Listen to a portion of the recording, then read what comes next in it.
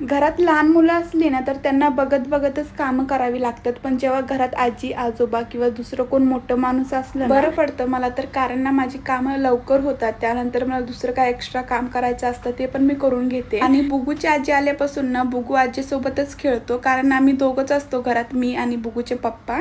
तर आमच्यासोबत खेळून खेळून पण तो बोर होऊन जातो. सो आजीसोबत खूप एन्जॉय करत होता.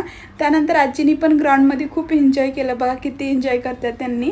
तर व्यायाम करायला वय काही महत्त्वाचा नसतो, महत्त्वाचं असतं ते म्हणजे की आपल्या मनात जिद्द पाहिजे की मी हे करू शकते ह्या वयात. तर त्यांच्या चेहऱ्यावरचा आनंद सांगतोय की त्यांना किती मजा आली, त्यांनी पण खूप एन्जॉय केलं.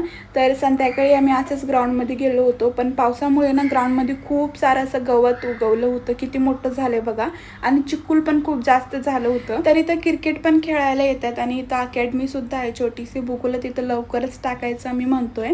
सो असा होता आजचा व्हिडिओ. चला मग बाय.